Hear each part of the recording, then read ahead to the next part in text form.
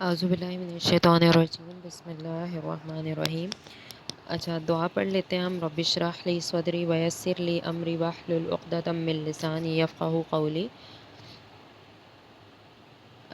रब्बी यस्सिर वला तुअस्सिर वतम्मिम बिल खैर।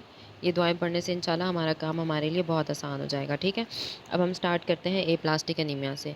अब सिंड्रोम का मतलब क्या होता है? सिंड्रोम कोई भी ऐसी चीज़ है जिसमें हमारे पास कलेक्शन ऑफ डिजीज़ेज़ होता है, यानी कि डिफरेंट डिजीज़ेज़ या डिफरेंट सिम्टम्स कंबाइन हो जाएँ, उसको सिंड्रोम कहते हैं। यानी कि सिंड्रोम में कभी भी कोई एक सिम्पटम नहीं होगा। जैसे आप कहती हो ना कि इस डिज़ीज़ में हम कहें सिर्फ फ़ीवर है, नहीं, इसमें मल्टीपल चीज़ों के मसले इकट्ठे हो जाएँगे और इसको कहेंगे सिंड्रोम। तो सिंड्रोम क्यों कह रहे हैं प्लास्टिक एनीमिया को? क्योंकि 3 तरह के मसले होते हैं, थ्रोम्बोसाइटोपिनिया, अनीमिया और इन्फेक्शंस वगैरह। यानी कि तीनों तरह के सेल्स कम हुए और तीनों सेल्स के कम होने की वजह से जो जो मसले होंगे वो हमें नज़र आएंगे। ठीक है, और इसमें क्या होता है? पैनसाइटोपिनिया। अब पैनसाइटोपिनिया में हमारे पास क्या क्या होगा? पैनसाइटोपिनिया के तीनों तरह के सेल्स कम है। ठीक है, और वो तीनों तरह के सेल्स कम हैं तो इसमें हमारे पास हो जाता है अनीमिया, यानी कि आरबीसीज कम हो गए। न्यूट्रोपिनिया के हमारे पास लिम्फोसाइट्स और जितने भी न्यूट्रोफिल्स वगैरह है वो कम हो गए तो न्यूट्रोपिनिया, और साथ में थ्रोम्बोसाइटोपिनिया हो जाएगा। ठीक है,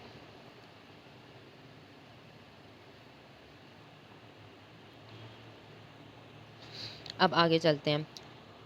जो मेजॉरिटी ऑफ पेशेंट्स होते हैं उसमें ऑटो इम्यून मैकेनिज़्म, यानी कि हमने पढ़ा था कि एक और डिज़ीज़ परनीशियस एनीमिया की तरह ये भी ऑटो इम्यून है। ऑटो इम्यून प्रोसेस होता है, वो हमारे बोन मैरो पे अटैक करता है और उसकी वजह से पैनसाइटोपिनिया होगा। इनहेरिटेड भी हो सकती हैं, एक्वायर्ड एबनॉर्मेलिटीज़ भी हो सकती हैं। और एबनॉर्मेलिटीज़ किसकी हैं? स्टेम सेल की हैं। बोन मैरो में स्टेम सेल पड़े हुए हैं, उनकी एबनॉर्मेलिटी। अब कॉजेज़ की तरफ आ जाओ। कॉजेज़ में क्या क्या है? किसी भी केमिकल या ड्रग से पेशेंट एक्सपोज हुआ। ठीक है, और कभी-कभी क्या होता है कि कुछ लोगों जिनको कैंसर होता है वो हो रहे होते हैं कैंसर कीमोथेरेपी पे। अब कैंसर कीमोथेरेपी में कुछ ड्रग्स हैं, ठीक है? और वो वाले ड्रग्स भी एप्लास्टिक एनीमिया करवा सकते हैं, क्योंकि कीमोथेरेप्यूटिक ड्रग्स का काम होता है डीएनए की सिंथेसिस को इनहिबिट करना। डीएनए इनहिबिट होगा, स्टेम सेल्स की सिंथेसिस, स्टेम सेल्स की डिवीजन इनहिबिट होगी और उसकी वजह से ये सारे मसले होना स्टार्ट हो जाते हैं। ठीक है? उसके बाद हमारे पास बेंजीन जो है वो भी यही काम करा रहा होता है। और एप्लास्टिक एनीमिया जो है ना, कभी-कभी उसमें क्या होता है? इडियोसिंक्रेटिक रिएक्शन, वो रिएक्शन होता है कि नॉर्मली तुम एक ड्रग देती हो, नॉर्मली वो किसी में रिएक्शन नहीं करता, लेकिन किसी भी वजह से, अननोन मैकेनिज्म की वजह से वो इस पेशेंट में रिएक्शन कर गया है या अभी रिएक्शन कर गया है, नॉर्मली वो नहीं करता। इसको कहते हैं इडियोसिंक्रेटिक रिएक्शन। ठीक है, नॉर्मली कोई बोन मैरो सप्रेशन नहीं कराते, लेकिन कोई रिएक्शन हुआ उसका बॉडी में जाके, हो सकता है उस पेशेंट में कोई मसला हो सकता है कोई और फैक्टर हो, जिस वजह से उसने उस बंदे की बॉडी में जाके क्या करा दिया? Aplastic anaemia. नॉर्मली वो नहीं कराता, तो इसको कहते हैं इडियोसिंक्रेटिक रिएक्शन, यानी कि एक अजीब सा रिएक्शन होता है उस ड्रग की वजह से जो नॉर्मली नहीं होता। ठीक है, और इडियोसिंक्रेटिक रिएक्शन कौन कौन से ड्रग्स कराते हैं? क्लोरमफेनिकोल और गोल्ड सॉल्ट। सीजी से याद रखो, क्लोरमफेनिकोल और गोल्ड सॉल्ट्स। उसके बाद आ जाओ बोन मैरो एप्लेसिया, और किस वजह से हो सकता है? वायरल इन्फेक्शंस में, जैसे वायरल हेपेटाइटिस में भी हो सकता है, ज़रूरी नहीं है, हो सकता है 5% केसेस में। ठीक है, उसके बाद जब पूरी बॉडी की रेडिएशन करा रहे होते हैं अगेन, तो रेडिएशन क्या है? रेज़ होती है, रेज़ डीएनए को डैमेज करती हैं, तो वो हमारे हिमेटोपोइटिक स्टेम सेल्स को डैमेज करती हैं। तो जो बंदा मतलब थेरेपी के तौर पे रेडिएशन ले रहा है ना, तुमने अक्सर देखा है एमआरआई कराते हैं, सीटी स्कैन कराते हैं, एक्सरे कराते हैं, तो इस सब में क्या है? बॉडी में रेडिएशन जा रही है, तो इन सब की वजह से भी एप्लास्टिक एनीमिया हो सकता है। इसी तरह जो हिरोशिमा और नागासाकी में हुआ था कि बॉम्ब गिराया गया था, तो उससे भी रेडिएशन रिलीज़ हुई थी और उन रेडिएशंस की वजह से भी मैरो एप्लेजिया चलता रहता है। ठीक है, ये वाली बात समझ आ गई। अब यहाँ पे देखो कॉजेज़, एप्लास्टिक एनीमिया के मेजर कॉजेज़ क्या-क्या होते हैं? अब एप्लास्टिक एनीमिया के कॉजेज़ इडियोपैथिक, जिनका हमें कोई पता ना हो, कोई रीज़न सामने ना हो। एक्वायर्ड स्टेम सेल डिफेक्ट्स होते हैं, यानी कि कोई एक्वायर्ड मसला है, एक्वायर्ड स्टेम सेल का डिफेक्ट हो गया है। ठीक है, इम्यून रिएक्शन हुआ है। अब केमिकल में 2 तरह की क्लासिफिकेशन है, डोज़ रिलेटेड। डोज़ रिलेटेड मतलब ये है कि वो नॉर्मल डोज़ में तो कभी भी हमारे पास एप्लास्ट अब कराएँगे।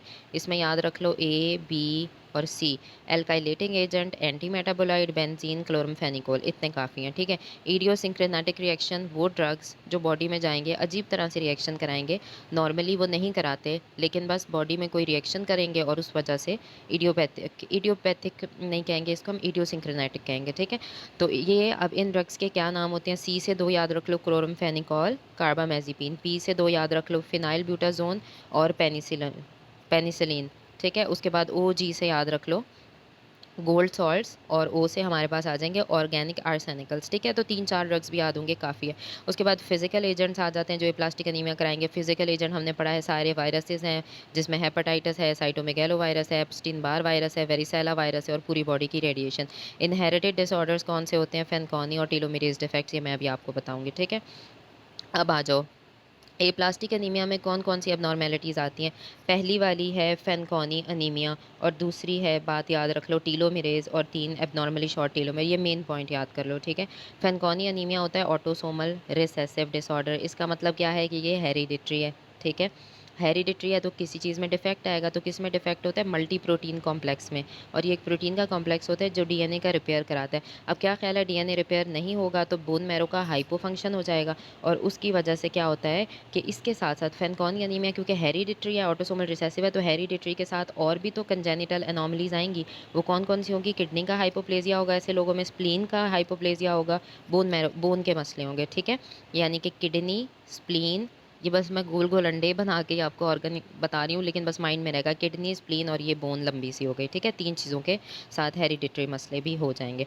उसके बाद आ जाओ टीलोमेरेज के डिफेक्ट। अब टीलोमेरेज एंजाइम का क्या काम होता है हमारे पास? जो टीलोमेरेज एंजाइम है इसने क्या करना होता है कि टीलोमेरेज एंजाइम, अब फॉर एग्जांपल ये डीएनए है ना, तो डीएनए के एंड पे जो है ना, जब मतलब डिवीजन होती है, तुम्हें पता है ना डीएनए के पार्ट्स कट रहे होते हैं, तो कट रहे होते हैं तो इसका क्या काम होता है कि अब ये कट के लेंथ छोटी हो गई डीएनए की, इसका मतलब है कि डिवीजन नहीं हो पाएगी। तो फिर ये क्या करता है कि टीलोमेरेज एंजाइम आएगा और ये जो पार्ट्स कट रहे होते हैं ना सेल डिवीजन के दौरान में, इसमें क्या कराता है? बेसिस को ऐड कराता है, यानी कि प्यूरीन पायरिमिडीन बेसिस को ऐड कराता है ताकि लेंथ बढ़ जाए और दोबारा से डीएनए को लंबा करा सकता है, यानी कि बेसिस ऐड कराता है टू द टीलोमेयर्स। ठीक है, अब जब बेसिस ऐड होती हैं, लेंथ लंबी हो गई, इसका मतलब है कि सेल के अंदर दोबारा से रीजनरेट करने की कैपेबिलिटी है। हाँ है।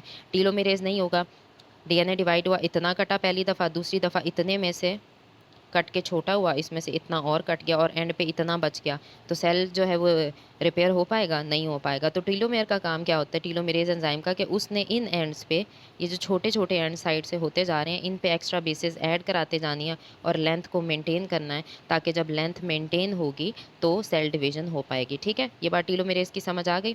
अब टीलोमेरेज कम है तो क्या ख्याल है कि बोन मैरो के अंदर या हेमाटोपोइटिक स्टेम सेल्स जो हैं उनके अंदर हो पाएगी रीजनरेशन? नहीं हो पाएगी। और उसके रिजल्ट में क्या होता है, हमारे पास स्टेम सेल एग्जॉस्ट है। एग्जॉस्ट क्यों है? बड़ा डीएनए था, छोटा हुआ और छोटा हुआ और होते होते एग्जॉस्ट हो गया सेल। बात समझ आ गई ये वाली?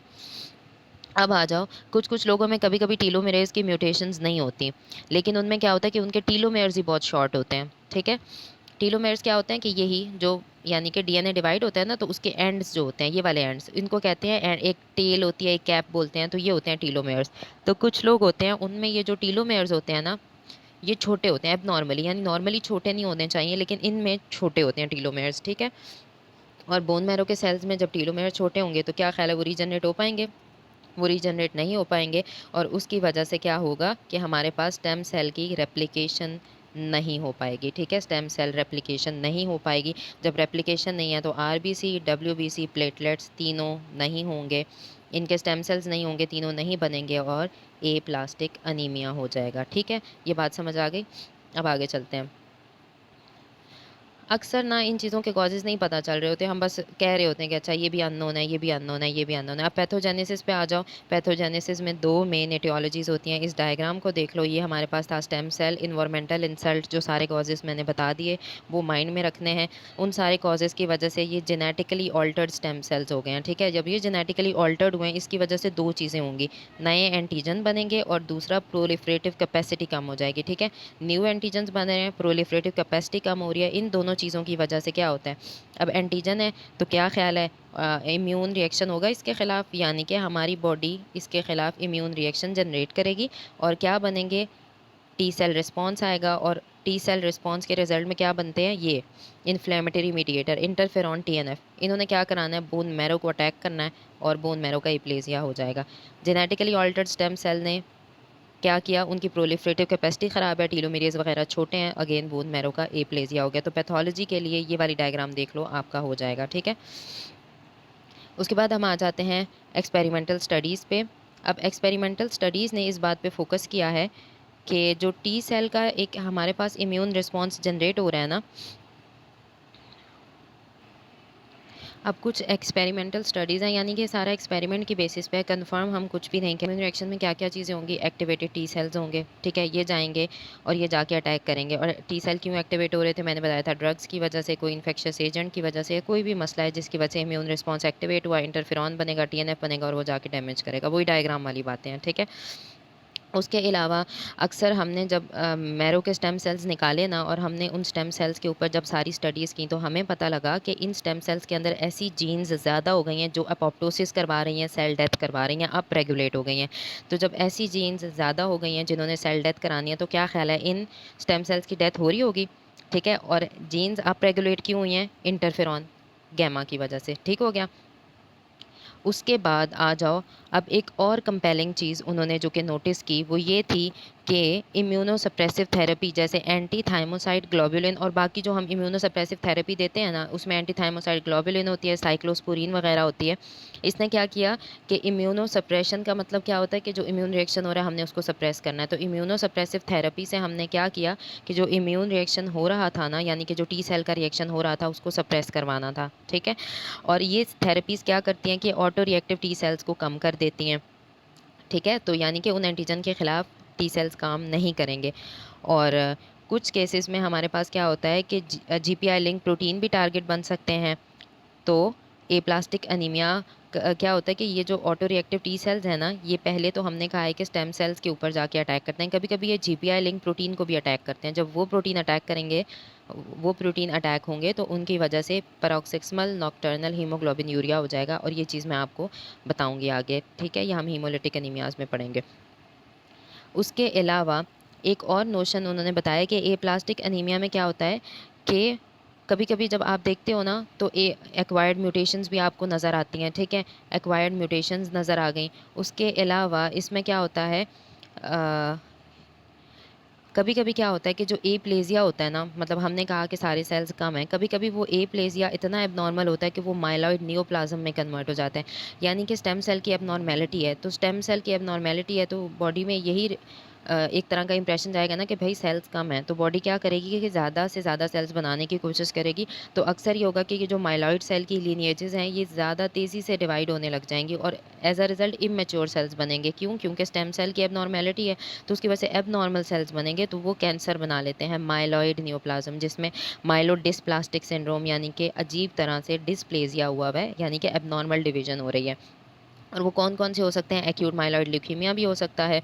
और ये किस वजह से होता है? शॉर्ट टीलोमेयर्स, मैंने बताया ना शॉर्ट टीलोमेयर्स की वजह से क्या होता है।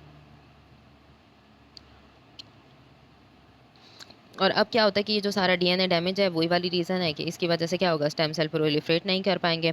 कभी-कभी क्या होता है कि जब इतना ज़्यादा डैमेज होना स्टार्ट हो जाए, तो उसकी वजह से भी हमारे पास ये सारा, यानी कि प्लास्टिक एनीमिया हो जाता है और वो सारी चीज़ें, ठीक है? तो ये बात पता चल गई कि न्यू एंटीजन्स हुए, टी सेल का अटैक हुआ, और ये सारी चीज़ें जो है वो करवा रही होती हैं। अब आ जाओ मॉर्फोलॉजी के ऊपर, ये डायग्राम देखो, ठीक है? अब इस डायग्राम में देखो, प्लास्टिक एनीमिया की डायग्राम में, कि वो कह रहे हैं कि ये नॉर्मल बोन मैरो है हमारे पास, ठीक है?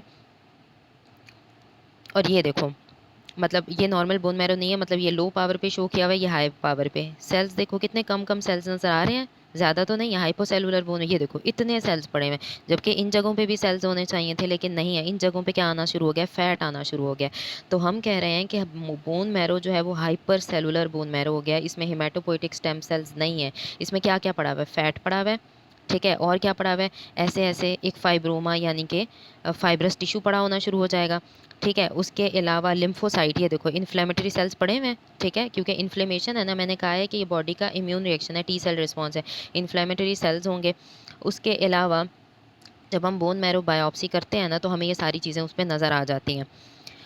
और हमें क्या-क्या चीज़ें नज़र आएँगी? ग्रैन्युलोसाइटोपिनिया नज़र आएगा, यानी कि ग्रैन्युलोसाइट्स कम होंगे, थ्रोम्बोसाइटोपिनिया नज़र आएगा, थ्रोम्बोसाइट्स कम होंगे बॉडी में, ठीक है? और म्यूकोक्यूटेनियस इन्फेक्शन क्यों है? लिम्फोसाइट्स कम है, और ब्लीडिंग भी हो रही है क्योंकि थ्रोम्बोसाइट कम है, यानी तीनों तरह के सेल्स जो हैं वो हमारे पास कम है। अब क्या है कि तीनों तरह के सेल्स कम हैं, अनीमिया बहुत ज़्यादा है, बंदे को क्या देनी पड़ सकती है? ट्रांसफ्यूजन। ट्रांसफ्यूजन जब बहुत ज़्यादा देती हो, आयरन ओवरलोड होने का खतरा होता है, उसकी वजह से हीमोसिड्रोसिस भी हो सकता है। ठीक हो गया? ये सारी बातें। अब ये देखो, ये प्लास्टिक एनीमिया, बोन मैरो कैसा है? बिल्कुल हाइपर सेलुलर है। आगे हम चलते हैं क्लिनिकल फीचर्स। अब जो ए प्लास्टिक एनीमिया है वो किसी भी एज पे हो सकता है। इसका ऑनसेट इंसीडियस होता है, यानी कि ये आहिस्ता-आहिस्ता अकर करता है। इनिशियल मैनिफेस्टेशन डिपेंड करती है कि कौन-सी सेल लाइन इफ़ेक्ट हो रही है। अगर आरबीसी इफ़ेक्ट होगी तो पहले एनीमिया आएगा, डब्ल्यूबीसी इफ़ेक्ट होंगे तो इन्फेक्शंस आएँगे, अगर प्लेटलेट्स कम होंगे तो ब्लीडिंग पहले बंदे को मतलब उसमें आना शुरू होगी। अनीमिया की साइन और सिम्पटम्स पता हैं आपको, वीकनेस होगी, पैलर, डिज़निया, थ्रोम्बोसाइटोपिनिया होगा तो ब्लीडिंग, पटीकिया, इक्कीमोसिस यानी कि लाल-लाल धब्बे पड़ना शुरू हो जाएँगे। न्यूट्रोपिनिया की वजह से इन्फेक्शंस होते हैं, ठीक है? और उसमें क्या-क्या होता है, बंदे को फ़ीवर, चिल्स और प्रोस्ट्रेशन होता है कि जब बंदे को इन्फेक्शंस वगैरह होते हैं ना तो सीधा खड़ा नहीं हो सकता, ऐसे झुका-झुका सा रहता है। इसको कहते हैं प्रोस्ट्रेशन। अब इसमें एक बात याद रखनी है, स्प्लीनोमेगैली नहीं होती, ठीक है? क्यों? क्योंकि अब ये वाली बात एक डिफरेंशिएट जब हम हीमोलिटिक एनीमियाज़ पढ़ेंगे, क्योंकि उसमें आरबीसी डैमेज होते हैं तो उसमें स्प्लीनोमेगैली होती है, लेकिन इसमें स्प्लीनोमेगैली नहीं है। क्यों? क्योंकि आरबीसी स्प्लीन डिस्ट्रॉय नहीं करी, बोन मैरो में मसला है, ठीक है? स्टेम सेल का मसला है, तो स्प्लीनोमेगैली कैसे होगी? नहीं हो सकती, ठीक है? अगर स्प्लीनोमेगैली हुई तो आपने एप्लास्टिक एनीमिया के डायग्नोसिस को क्वेश्चन करना है कि ये तो हो ही नहीं सकता, जब उसमें स्टेम सेल ही कम है तो स्प्लीनोमेगैली कैसे हो सकती है, ठीक है? और इसमें आरबीसी कैसे होते हैं, मैक्रोसिटिक भी हो सकते हैं, स्लाइटली मैक्रोसिटिक होते हैं और नॉर्मोक्रोमिक। मैक्रोसिटिक क्यों है? क्योंकि हमारे पास जो स्टेम सेल है उनकी डीएनए की एबनॉर्मेलिटी है तो वो मैच्योर नहीं हो पा रहे। रेटिकुलोसाइटोपिनिया, अब एक और डिफरेंशिएटिंग पॉइंट, इसमें रेटिकुलोसाइट्स भी कम होते हैं।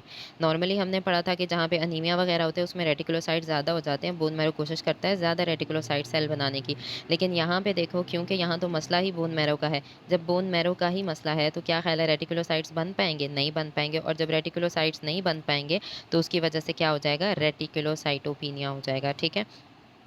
अब जब आपने डायग्नोसिस करना है ना तो डायग्नोसिस के लिए आपने बोन मैरो का एग्जामिनेशन करना है। बोन मैरो बायोप्सी करेंगे और मैंने जो पिछली डायग्राम दिखाई है बस उसको देख लेना है। फैट सेल्स होंगे उसमें, ल्यूकोसाइट्स होंगे, ल्यूकोसाइट्स नहीं होंगे सॉरी, मतलब इन्फ्लेमेटरी सेल्स होंगे, ठीक है? सारे के सारे वो आए हुए होंगे और उन्होंने अटैक किया होगा, क्योंकि अटैक करते हैं वही इम्यून मीडिएटेड अटैक होता है बोन मैरो के ऊपर, ठीक है? और क्या-क्या मिलेगा? अनीमिया, थ्रोम्बोसाइटोपिनिया और ल्यूकोपिनिया मिलेगा, ठीक है? तो ये सारी चीज़ें आपको नज़र आ जाएँगी। अब कभी-कभी क्या होता है कि एक और पैनसाइटोपिनिया की कॉज़ होती है ए ल्यूकीमिक ल्यूकीमिया और माइलोडिस्प्लास्टिक सिंड्रोम। बिल्कुल एप्लास्टिक एनीमिया की तरह ही होता है। जबकि जो माइलॉइड नियोप्लाज़्म होते हैं ना, देखो एप्लास्टिक एनीमिया में आपका बोन मैरो क्या है? हाइपर सेलुलर है, जबकि जो माइलॉइड नियोप्लाज़्म है क्योंकि उसमें तो कैंसर है और सेल ज़्यादा बन पा रहे हैं तो उसमें बोन मैरो हाइपर सेलुलर होता है। ये बात याद रखनी है, और नियोप्लास्टिक प्रोजेनिटर्स उसमें ज़्यादा होंगे, ठीक है? अब जो प्रोग्नोसिस होता है इसका वेरिएबल होता है, डिपेंड करता है। अगर आपने स्टेम सेल ट्रांसप्लांट करा दिया, यही ट्रीटमेंट ऑफ चॉइस है कि उस बंदे के स्टेम सेल्स को ट्रांसप्लांट कराया जाए। अगर सूटेबल डोनर मिल जाए तो पेशेंट बच जाता है, वरना कुछ-कुछ लोगों के अंदर हम इम्यूनोसप्रेसिव थेरेपी दे रहे होते हैं। क्यों? क्योंकि बोन मैरो के ऊपर हमारा टी सेल्स अटैक कर रहे हैं तो इम्यूनोसप्रेसिव थेरेपी देने से भी काम चल सकता है, ठीक है? अब आ जाओ प्योर सेल ए, रेड सेल एप्लेज़िया। अब वो तो हमने पढ़ा ना एप्लास्टिक एनीमिया में सारे सेल कम होते हैं। प्योर रेड सेल एप्लेज़िया में क्या होगा? आरबीसीज़ का सिर्फ एप्लेज़िया होगा कि आरबीसी की सेल लीनिएज इफेक्ट हो रही है, ठीक है? इरिथ्रॉइड प्रोजेनिटर्स, यानी कि कौन से प्रोजेनिटर्स इफेक्ट हो रहे हैं इसमें? इरिथ्रॉइड प्रोजेनिटर्स इफेक्ट हो रहे हैं, ठीक है? अब इसमें हमारे पास इरिथ्रॉइड प्रोजेनिटर्स जब इफेक्ट, ठीक है, इरिथ्रॉइड प्रोजेनिटर्स इफेक्ट हो रहे हैं तो कभी-कभी क्या होता है कि इतने इफेक्ट होते हैं कि आपको आरबीसी के जो प्रोजेनिटर होते हैं वो बिल्कुल नज़र ही नहीं आते, वो बिल्कुल एब्सेंट होते हैं मैरो से, ठीक है? उसके अलावा ये कभी-कभी कौन-कौन से न्यूप्लाज़म्स में, थाइमोमा में ये चीज़ अकर करती है, और large granular leukaemia, lymphocytic leukaemia में भी ये मसला हो रहा होता है कि वो ल्यूकीमिया है ना, देखो, यानी कि व्हाइट ब्लड सेल्स बहुत ज़्यादा डिवाइड हो रहे हैं, प्रोड्यूस होते जा रहे हैं, उनका कैंसर है। जब व्हाइट ब्लड सेल्स इतने ज़्यादा प्रोड्यूस होते हैं तो क्या ख़्याल है वो दूसरे सेल्स को नहीं बनने देंगे, जब दूसरे सेल्स नहीं बनेंगे तो आरबीसी कम हो जाएँगे ना, उस वजह से भी होता है। कभी-कभी किसी ड्रग बंदे को दे दिया उस वजह से ये हो सकता है। ऑटो इम्यून डिसऑर्डर भी हो सकता है। एक पार्वो वायरस होता है वो बोन मैरो को इफ़ेक्ट करता है, तो हो सकता है वो सिर्फ़ आरबीसीज़ को इफ़ेक्ट करे, तो ये वाले मसले हो सकते हैं, ठीक है? और कुछ में ऑटो इम्यून बेसिस भी होती है। जब थाइमोमा होगा तो क्या ख़्याल है, थाइमोमा यानी थाइमस एनलार्ज हुआ हुआ है और थाइमस डिस्ट्रॉय कर रहा है, तो हम क्या करें, थाइमस निकाल देंगे तो हमारे पास इम्प्रूवमेंट आ जाएगी, तो इसमें पेशेंट का थाइमस निकाल देते हैं। अब पेशेंट थाइमोमा वाले में अक्सर आप थाइमस ना भी निकालो तो इम्यूनो, जहाँ पे भी इम्यून रिएक्शन हो वहाँ इम्यूनोसप्रेसिव थेरेपी देने से फ़र्क पड़ता है। तो थाइमोमा वाले पेशेंट्स में अक्सर आप इम्यूनोसप्रेसिव थेरेपी देते हो तो वो भी अक्सर बेनिफिशियल होती है। उसके अलावा प्लाज़्मा फ़ेरेसिस भी हेल्पफुल होती है। अब कुछ लोग होते हैं जिनमें ना, अब मैंने बताया है कि टी सेल्स है ना, इसमें इम्यूनोसप्रेसिव थेरेपी में टी सेल्स होते हैं और एंटीबॉडी, जिन लोगों में एंटीबॉडी ज़्यादा होती है ना, उसमें प्लाज़्मा फ़ेरेसिस कराते हैं, सारा ब्लड निकालते हैं, फ़िल्टर करते हैं, सारी एंटीबॉडीज़ निकल जाती हैं, तो उसकी वजह से जो न्यूट्रलाइज़िंग एंटीबॉडीज़ है वो निकल जाती हैं, तो पेशेंट का जो है वो इम्प्रूव हो जाता है। जाता है। और उसके अलावा क्योंकि आरबीसी कम है तो तुम इरिथ्रोपोइटिन दोगी तो पेशेंट की इम्प्रूवमेंट आ सकती है इन चीज़ों की, ठीक है। उसके बाद आ जाओ कि एक आरबीसी एप्लेज़िया पार्वोवायरस B19 इन्फेक्शन की वजह से भी होता है। ये आरबीसी के प्रोजेनिटर्स को ही सिर्फ डिस्ट्रॉय करता है, ठीक है। और ऐसा होता है कि ये इतना डेंजरस नहीं होता, 1 से 2 वीक के अंदर पेशेंट नॉर्मली रिकवर कर जाता है, यानी कि बहुत ट्रांजिएंट सा होता है। लेकिन जिन लोगों में पहले ही हीमोलिटिक अनीमिया चल रहा है, सोचो उनका बोन मैरो पहले ही बेचारा थका हुआ है, उनमें पार्वोवायरस B19 इन्फेक्शन हुआ ना, तो वो बहुत बुरा रिजल्ट देगा, एप्लास्टिक क्राइसिस में पेशेंट चला जाएगा, ठीक है। पहले से बोन मैरो ख़राब है, ऊपर से B19 का इन्फेक्शन आ गया, उसने तो बोन मैरो को थका देना है, तो ये मसला और सिवियर हो जाता है। लेकिन ऐसे लोग जिनके अंदर नॉर्मल बोन मैरो, अगर उनमें पार्वोवायरस B19 इन्फेक्शन होता है तो वो बंदा 1 से 2 वीक में नॉर्मली रिकवर कर जाता है। इसी तरह आ जाओ इम्यूनोसप्रेसिव, जो लोग इम्यूनो सप्रेस्ड होते हैं, जिनमें एचआईवी का इन्फेक्शन है, उनमें क्या होता है कि जी पहले से ही वो इम्यूनो सप्रेसिव है, उनके CD4 सेल्स बन ही नहीं रहे, ठीक है, उनकी इम्यूनिटी पहले ही वीक है, तो ये इन्फेक्शन उनमें प्रोलॉन्ग हो जाता है।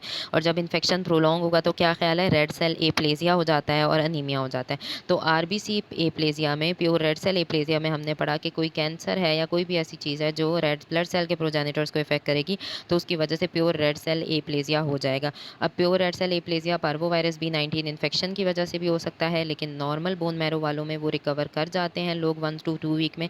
लेकिन ऐसा बंदा जो एचआईवी इन्फेक्शन वाला है, उसकी इम्यूनिटी पहले ही वीक है, उसको अगर B19 इन्फेक्शन हुआ तो उसमें ए प्लास्टिक क्राइसिस आ जाएगा।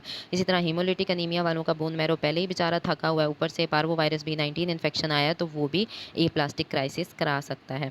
और एक और बात, ट्रीटमेंट क्या है, अगर तो थाइमस की वजह से हो रहा है तो थाइमस को रिमूव कर दोगी, थाइमोमा की वजह से हो रहा है, उसके अलावा इम्यूनो, क्योंकि ये इम्यून रिएक्शन की वजह से हो रहा है, इम्यूनो सप्रेसिव थेरेपी दोगी। अगर एंटीबॉडी ज़्यादा हैं, जो एंटीबॉडीज़ अटैक कर रही हैं, तो प्लाज्मा फरीसिस करोगी, सारी एंटीबॉडीज़ को फ़िल्टर आउट करोगी और तुम्हारे पास इसका ट्रीटमेंट हो जाना है, ठीक है। अब आ जाओ, आगे है और किस किस फॉर्म में बोन मैरो का फेलियर हो सकता है। अब बोन मैरो का फेलियर जो है ना, उसको माइलोप्थिसिक अनीमिया जो है, उसमें एक ऐसा मैरो का फेलियर होता है कि बोन मैरो हमारा नॉर्मल था, लेकिन कोई भी एक स्पेस ऑक्यूपाइंग लीजन, यानी कि ये बोन मैरो था, उसमें नॉर्मली स्पेस थी, लेकिन ये लीजन आया, इसने उसकी स्पेस ऑक्यूपाई कर ली बोन मैरो की आके, ठीक है। तो ये बोन मैरो के नॉर्मल एलिमेंट्स को ख़राब करना स्टार्ट कर देगा, ठीक है। और ये किस वजह से होता है कि मेटास्टैटिक कैंसर, कहीं से कोई कैंसर आया है और उसने आके क्या किया है, बोन मैरो को अटैक किया है, तो कैंसर के सेल्स बैठ जाएंगे और उसको नॉर्मली डिवाइड नहीं होने देंगे बोन मैरो को। और कौन कौन से कैंसर होते हैं, breast cancer, lung cancer, prostate cancer. इस प्रोसेस को कहते हैं इनफिल्ट्रेटिव प्रोसेस, और ये आके वहाँ ग्रैन्युलोमा बनाता है। ग्रैन्युलोमा क्या होता है कि एक फॉरेन बॉडी है या कोई भी चीज़ सेंटर में पड़ी, उसके इर्द गिर्द सारे इम्यून सेल्स जमा होना शुरू हो जाते हैं, और ये इम्यून सेल जमा होते जा रहे हैं, होते जा रहे हैं, होते जा रहे हैं, और ये ग्रैनुलोमा बना लेते हैं, ठीक है। तो इनमें भी ग्रैनुलोमा बन रहा होता है। उसके बाद जो है, इसमें माइलो प्रोलिफरेटिव न्यूप्लाज्म्स भी हो सकते हैं, उनका फेज़ भी अकर कर सकता है, ठीक है। अब क्या हो रहा है, बोन मैरो की डिस्टॉर्शन होगी, इसमें फाइब्रोसिस होगा, क्यों नॉर्मल एलिमेंट्स की जगह एबनॉर्मल एलिमेंट्स आना शुरू हो जाएंगे, और उसकी वजह से क्या होता है कि जितने भी आरबीसीज और ग्रैन्युलोसाइट्स हैं वो बोन मैरो से निकलना शुरू हो जाते हैं। अब ये जो न्यूक्लिएटेड प्रीकर्सर्स निकल रहे हैं, क्योंकि बोन मैरो के अंदर एक लीजन आ गया, उसने प्रीकर्सर्स को निकालना शुरू कर दिया, तो प्रीकर्सर्स निकल के ब्लड में जाएंगे, तो क्या ख्याल है, ग्रैन्युलोसाइट इमेच्योर फॉर्म में मिलेंगे ब्लड में, तो उसको क्या नाम देते हैं, ल्यूको इरिथ्रोब्लास्टोसिस। ब्लास्टोसिस क्यों कह रहे हैं, क्योंकि इमेच्योर ल्यूकोसाइट्स आ गए हैं सर्कुलेशन में, और टेट्रा, और बिल्कुल हमारे पास ना टीयर ड्रॉप शेप के सेल्स होते हैं, यानी कि ऐसे टीयर ड्रॉप शेप के सेल्स हो जाते हैं, ठीक है, क्योंकि ये अब नॉर्मल है। और ये क्यों है, ऐसे क्यों बन रहे हैं, क्योंकि टॉर्चुअस एक चीज़ बहुत फंस फंस के निकल रही है एक जगह से, ये इतने ज़्यादा सेल्स हैं बोन मैरो के अंदर से, बहुत फंस फंस के निकल रहे हैं फाइब्रोटिक बोन मैरो से, तो ये इस तरह के हो जाते हैं। एक और चीज़ जिसमें अनीमिया होता है वो होता है क्रॉनिक रीनल फेलियर।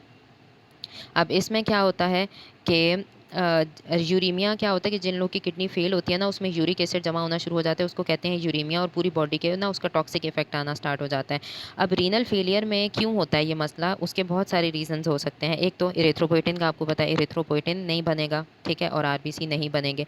अब जो यूरीमिया है, किडनी ख़राब है, यूरिक एसिड रिमूव नहीं हो रहा, यूरिक एसिड बॉडी में है, और उसके जो टॉक्सिक इफेक्ट्स हैं उसको कहते हैं यूरीमिया। यूरीमिया क्या होता है, अब एक चीज़ टॉक्सिक है आरबीसी को, तो वो छोटा कर देगी आरबीसी के लाइफ स्पैन को, उसके अलावा वो प्लेटलेट के फंक्शन को भी ख़राब कर देगी, और उसके अलावा एक और काम कराती है, वो एक्स्ट्रा वेस्कुलर हेमोलिसिस भी कराएगी यूरीमिया का केस जो है, यानी कि स्प्लीन बोन मैरो स्प्लीन में और जितने भी लिम्फ नोड्स हैं उसमें सारे के सारे सेल्स डिस्ट्रॉय होना स्टार्ट हो जाएंगे। तो तीनों सेल के मसले होंगे, हेमोलिसिस भी हो सकती है, ब्लीडिंग भी हो सकती है और आहिस्ता आहिस्ता आयरन डेफिशिएंसी हो जाएगी। ठीक है, तो इसमें आपने पेशेंट को क्या देना है, रिकम्बिनेंट इरिथ्रोपोइटिन, क्योंकि आरबीसी नहीं बन रहे, इरिथ्रोपोइटिन दोगी और क्या चीज़ दोगी, आयरन दोगी, ताकि ज़्यादा से ज़्यादा आरबीसीज बनना शुरू हो जाए और अनीमिया इंप्रूव होना स्टार्ट हो जाए। ठीक है, उसके बाद आ जाओ अब होता है कि जी लिवर की डिजीज़ में क्यों अगर जो आरबीसी है वो कम हो रहे हैं, तो हेपेटोसेलुलर डिजीज़ में क्यों होता है। हेपेटोसेलुलर डिजीज़ में कोई भी डिजीज़ हो सकती है, टॉक्सिक है, इन्फेक्शन की वजह से, या सिरोटिक है, सिरोसिस होता है ना लिवर के, फाइब्रोसिस को कहते हैं। ठीक है, इन सब में क्या होता है कि पेशेंट को ये सारे मसले चल रहे हैं, फोलिक एसिड और आयरन डेफिशिएंसी है, या वो कम खा रहा है, या उसकी ब्लीडिंग ज़्यादा हो रही है, तो इन सारी चीज़ों की वजह से उसका अनीमिया ज़्यादा से ज़्यादा होता जा रहा है। ठीक है, अब ये जो हेपेटोसेलुलर डिजीज़ है ना, ये जो तीनों डिजीज़ हैं, इनकी वजह से क्या होता है, इरेथ्रॉइड प्रोजेनिटर्स इफेक्ट होते हैं। अब प्रोजेनिटर इफेक्ट हो रहे हैं यानी कि इनिशियल सेल्स इफेक्ट हो रहे हैं, तो वाइट ब्लड सेल्स और प्लेटलेट काउंट्स भी कम होंगे, लेकिन उन पे इतना इफेक्ट नहीं होता, आरबीसी पे ज़्यादा इफेक्ट होता है। ठीक है, और अनीमिया किस तरह का होता है, मैक्रोसिटिक। क्यों, क्योंकि मैक्रोसिटिक क्यों होता है, क्योंकि लिवर तुम्हें पता है क्या कर रहा होता है, वो लिपिड को भी सिंथेसाइज करता है। ठीक है, अब क्या होता है जब लिवर ख़राब हो गया है, तो उसकी वजह से क्या हुआ है कि लिपिड की एबनॉर्मेलिटीज आएंगी हमारी बॉडी में, जो भी सारा का सारा लिपिड रिमूव हो रहा था वो रिमूव नहीं होगा, और उसकी वजह से क्या होना शुरू हो जाता है, आरबीसी की मेम्ब्रेन जो है क्या करती हैं कि अब देखो लिवर का काम क्या होता है कि उसने लिपिड्स को हमारे ब्लड से रिमूव करना है, एलडीएल वगैरह को। ठीक है, अब क्या है कि जो आरबीसीज़ है ना, अब आरबीसीज़ की सेल मेम्ब्रेन है और मेम्ब्रेन में तुम्हें पता है लिपिड्स पड़े हुए होते हैं। अब क्या ख्याल है, एक्सेसिव लिपिड्स, क्योंकि लिवर ख़राब है, एक्सेसिव लिपिड्स रिमूव नहीं हो पाएंगे। जब एक्सेसिव लिपिड्स रिमूव नहीं हो पा रहे, आरबीसी की मेम्ब्रेन में ही रह रहे हैं, तो क्या ख्याल आरबीसी का साइज़ बड़ा नहीं हो जाएगा। ठीक है, तो उसकी वजह से क्या होता है कि आपको मैक्रोसाइट्स मिलते हैं। एंडोक्राइन डिसऑर्डर्स में जैसे हाइपोथायरॉयडिज्म, जिसमें थायराइड का मसला होता है, उसमें भी अनीमिया होता है, लेकिन उसमें नॉर्मोसिटिक नॉर्मोक्रोमिक अनीमिया होता है। ठीक है, और ये सारी चीज़ें हमने अनीमिया की कर लिया। ये रिव्यू पॉइंट्स लिखे हुए हैं, इनको आप रीड कर लेना एक दफ़ा। अब आ जाता है पोलीसाइटीमिया। पोलीसाइटीमिया का मतलब होता है कि इसमें आरबीसी ज़्यादा हो रहे होते हैं। ठीक है, हाई नंबर ऑफ़ आरबीसी हो जाते हैं और उसकी वजह से हीमोग्लोबिन भी ज़्यादा होता है। इन लोगों में हीमो कंसनट्रेशन होती है कि हीमोग्लोबिन ज़्यादा है, और ये किस वजह से हो सकती है, ऐसा हो सकता है कि जी उसका सारा का सारा जो प्लाज्मा वॉल्यूम है वो कम हो गया, कि सीरम निकल गया है लेकिन आरबीसी पड़े हुए हैं, तो उस वजह से भी हीमो कंसनट्रेशन हो सकती है। ठीक है, उसको हम कहते हैं रिलेटिव। दो तरह का होता है, ये दो पॉइंट्स याद रखने, इसकी टाइप्स इंपॉर्टेंट है। कौन कौन सी टाइप्स होती हैं, इसकी टाइप्स होती हैं कि एक पॉलीसाइटीमिया होता है रिलेटिव, यानी कि असल में आरबीसी ज़्यादा नहीं है, बस क्या हुआ है कि प्लाज्मा इतना ज़्यादा वेसल्स में से लॉस हो गया कि आरबीसी ज़्यादा हो गए हैं, तो वो होता है रिलेटिव। और दूसरा हमारे पास होता है एब्सोल्यूट। एब्सोल्यूट का मतलब क्या है कि जब बिल्कुल आरबीसी की अमाउंट ज़्यादा हुई है। ठीक है, रिलेटिव पॉलीसाइटीमिया कब होता है, डिहाइड्रेशन हुई, पानी कम हो गया। ठीक है, उसमें वॉमिटिंग हो रही है एक बंदे को, उसका पानी कम हो रहा है, या डायरिया में, इन सब चीज़ों में, या वो डायूरेटिक इस्तेमाल कर रहा है। डायूरेटिक्स वो दवाइयाँ होती हैं जिनसे यूरिनेशन ज़्यादा होती है, तो इन सब केसेस में वॉल्यूम कम हो रहा है और आरबीसी ज़्यादा हो जाएंगे। ठीक है, तो इसको कहते हैं स्ट्रेस पॉलीसाइटीमिया, और इसको गेज बॉक्स सिंड्रोम का नाम देते हैं। ठीक है, और जो इफेक्टेड इंडिविजुअल्स होते हैं ना स्ट्रेस पोलीसाइटीमिया के, वो ज़्यादातर हाइपरटेंसिव, ओबीस और एंशियस पेशेंट्स होते हैं, कि हर वक्त स्ट्रेस में रहते हैं और मोटे होते हैं, और इन सारे मसलों की वजह से उनमें स्ट्रेस पोलीसाइटीमिया हो जाता है। एब्सोल्यूट पोलीसाइटीमिया कौन सा होता है, मैंने बताया आरबीसी ज़्यादा होते हैं। प्राइमरी भी हो सकते हैं जिसमें कोई हेमाटोपोइटिक प्रिकर्सर, यानी कि प्राइमरी उन प्रिकर्सर का मसला था कि आरबीसी ज़्यादा बन रहे हैं, या कोई सेकेंडरी कॉज भी हो सकती है कि उसमें क्या हुआ कि इरिथ्रोपोइटिन ज़्यादा, सेकेंडरी कॉज में इरिथ्रोपोइटिन ज़्यादा होता है, कि इरिथ्रोपोइटिन की वजह से आरबीसी ज़्यादा हो गए हैं। ठीक है, तो जो मोस्ट कॉमन कॉज है प्राइमरी पोलीसाइटीमिया की, उसको हम क्या नाम देते हैं, पोलीसाइटीमिया वेरा। अब ये क्या होता है, ये एक नियोप्लाज्म है, एक ऐसा कैंसर है कि इसमें स्टेम सेल्स, माइलो प्रोलिफरेटिव का वर्ड है कि माइलॉइड स्टेम सेल्स इतने प्रोलिफरेट होते हैं, इतने प्रोलिफरेट होते हैं कि वो इरिथ्रोपोइटिन से इंडिपेंडेंट प्रोलिफरेट करते जाते हैं। इरिथ्रोपोइटिन नहीं भी है, वो प्रोलिफरेट किए जा रहे हैं, किए जा रहे हैं, किए जा रहे हैं, और पोलीसाइटीमिया वेरा हो जाता है। ठीक है, उसके अलावा कभी कभी ऐसा होता है कि इरिथ्रोपोइटिन के अपने अंदर म्यूटेशंस हैं उसके रिसेप्टर में, कि इरिथ्रोपोइटिन की इंडिपेंडेंट ही आरबीसी डिवाइड होते जा रही हैं, यानी इरिथ्रोपोइटिन का कोई भी मसला है, या तो इरिथ्रोपोइटिन का अपना कोई एरर आ गया है, या कोई एक ऐसा नियोप्लाज्म है जिसमें वो इरिथ्रोपोइटिन से उसको फ़र्क ही नहीं पड़ रहा, दोनों केसेस में क्या होगा, पोलीसाइटीमिया वेरा हो जाएगा। ठीक है, उसके अलावा जो है हमारे पास अब आरबीसी वगैरह क्योंकि ज़्यादा बन रहे हैं लेकिन इमेच्योर बन रहे हैं, तो सेकेंडरी पोलीसाइटीमिया जो है उसमें क्या होता है कि इरिथ्रोपोइटिन, अब सेकेंडरी पोलीसाइटीमिया इरिथ्रोपोइटिन की सेक्रेशन की वजह से होता है, यानी इरिथ्रोपोइटिन के ज़्यादा सेक्रेट होने की वजह से होता है। ठीक है, और अब इरिथ्रोपोइटिन ज़्यादा सेक्रेट कब होता है, जब इरिथ्रोपोइटिन सेक्रेटिंग ट्यूमर है, यानी किडनी में कोई ऐसा ट्यूमर बना कि उसने इरिथ्रोपोइटिन की सेक्रेशन ज़्यादा कराई, और उसकी ज़्यादा सेक्रेशन की वजह से क्या होना स्टार्ट हो गया कि हमारे पास पोलीसाइटीमिया हो जाएगा। ठीक है, अब क्या होता है पॉलीसाइथेमिया का काम क्या होता है पॉलीसाइथेमिया में मतलब जो इरिथ्रोपोइटिन का काम क्या होता है कि जब हाइपॉक्सिया होता है ना बॉडी में, तो हाइपॉक्सिया इंड्यूसिबल फैक्टर रिलीज होता है और वो जाके स्टिमुलेट करता है किडनी को, और वहाँ पे जाके क्या प्रोड्यूस होता है, वहाँ पे जाके इरिथ्रोपोइटिन प्रोड्यूस होता है। ठीक है, इरिथ्रोपोइटिन प्रोड्यूस होता है और hypoxia inducible factor erythropoietin produce कराता है और फिर उसकी वजह से इरिथ्रोपोइटिन जीन बनती है और आगे फर्दर इरिथ्रोपोइटिन बनना स्टार्ट हो जाता है। तो ये मैकेनिज्म होता है पूरा पॉलीसाइथेमिया का। अब पॉलीसाइथेमिया की क्लासिफिकेशन रिलेटिव मैंने बताया, हीमो कंसंट्रेशन के असल में आरबीसी ज़्यादा नहीं है, वॉल्यूम के कम होने की वजह से। एब्सोल्यूट एब्सोल्यूट के किस वजह से होता है, जिसमें बिल्कुल आरबीसी का मास बढ़ रहा है। आरबीसी का मास बढ़ रहा है तो वो दो रीज़न है, इरिथ्रोपोइटिन कम है या इरिथ्रोपोइटिन ज़्यादा है। जो प्राइमरी होता है ना उसमें इरिथ्रोपोइटिन कम है, तो प्राइमरी नाम से ही पता चल रहा है कि बोन मैरो में कोई मसला है। तो इसका मतलब है या तो जीन की कोई म्यूटेशंस है, पूरी इरिथ्रोपोइटिन के रिसेप्टर की जीन की कोई म्यूटेशन है या पॉलीसाइथेमिया वगैरह है। सेकेंडरी में क्या होता है कि जब इरिथ्रोपोइटिन ज़्यादा है और कंपेंसेटरी इरिथ्रोपोइटिन ज़्यादा रिलीज़ हुआ है, लंग डिजीज़ है, हाई एल्टीट्यूड पे गैस, साइनोटिक हार्ट डिजीज़ है, तीनों में क्या होता है हाइपॉक्सिया, और हाइपॉक्सिया की वजह से हाइपॉक्सिया इंड्यूसिबल फैक्टर रिलीज़ होता है और वो जाके इरिथ्रोपोइटिन को सेक्रेट कराता है और आपके पास कंपेंसेटरी पॉलीसाइथेमिया हो जाता है। पैरानियोप्लास्टिक के किसी कैंसर की वजह से होता है।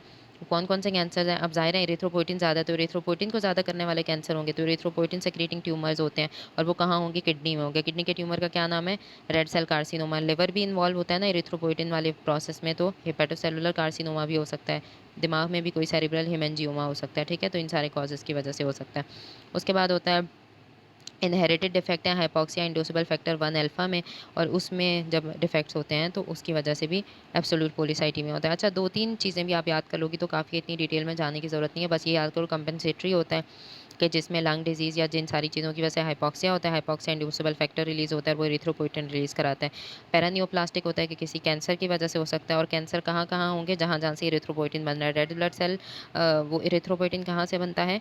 हमारे पास किडनी से बनता है, तो किडनी का कैंसर हो सकता है। उसके अलावा लिवर के अंदर कोई मसला हो सकता है कि लिवर का कैंसर हो सकता है, और उसके अलावा ब्रेन में कोई कैंसर हो सकता है। तो ये सारी कॉजेज़ होती हैं जिसमें हमारे पास पॉलीसाइथेमिया आकर कर सकते हैं। तो पॉलीसाइथेमिया की टाइप्स आपको पता होनी चाहिए, ठीक है? रिलेटिव और एब्सोल्यूट, और उनके कॉजेज़ भी आप याद कर लोगे तो मैकेनिज़्म आपको पता ही है, ठीक है? और मैकेनिज़्म में इतना डिटेल फिर आपको मैंने जो करा दिया, बस यही पॉइंट्स माइंड में रखो, रीड करने की ज़रूरत नहीं पड़ेगी तो आज ये है पूरा ये प्लास्टिक एनीमिया और पॉलीसाइथेमिया आज हमने कवर कर लिया।